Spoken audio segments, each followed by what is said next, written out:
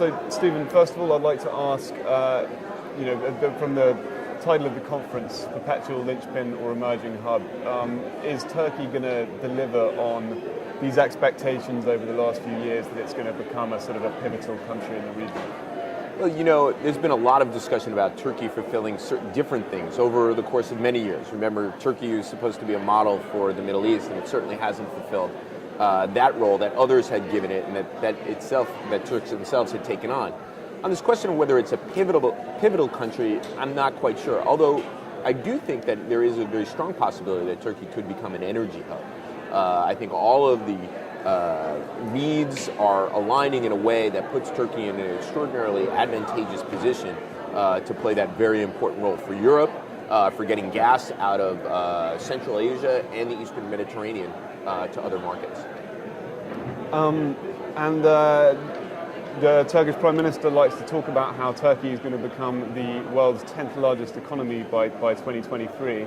I think most people now think that's not all that likely, but I mean, what are the main impediments to Turkey's growth, between now and then? Well, I think that the primary impediment is the structural current account deficit, and the other impediment, I think, is the fact that Turkey is a country that has a major problem with the rule of law.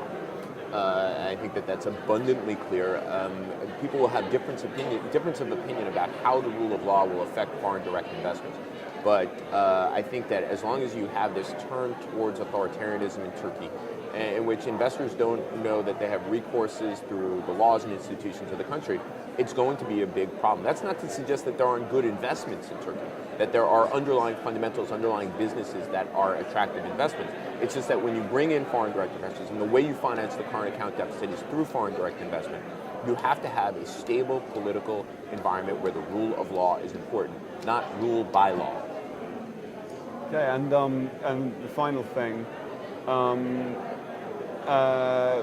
given that Turkey is on the edge of a number of kind of regional conflicts and long-standing political disputes, which of those do you think Turkey can have the most positive impact on, in the near future, and is likely to have a positive impact? Well, I think the one remaining one that Turkey can have a positive impact on is the Kurds. Its own conflict within Turkey and the Kurds, and in its relations with the Kurds of northern Iraq.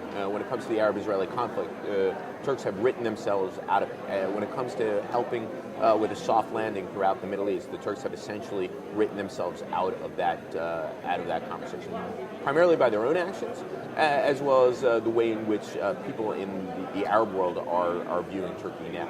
So, whereas we once thought that Turkey could play a role throughout the region and had proved to be a troublemaker and a place of good offices that all the parties can come, essentially it's the Kurdish issue that the Turks are left with these days.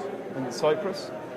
Well, there is movement in Cyprus right now, and everybody can be hopeful. But this is a conflict that has gone for so long that it defies prediction whether it will actually finally get resolved. That burden is not just on the Turks. We should remind viewers that in 2004, the Turkish Cypriots voted overwhelmingly for the Aden plan, whereas the Greek Cypriots voted no. And that vote yes on the part of the Turkish Cypriots was the result of a lot of hard work that the Turkish government itself did. So really anything can happen on that conflict. Brilliant. Thank you very much. Thank you very much.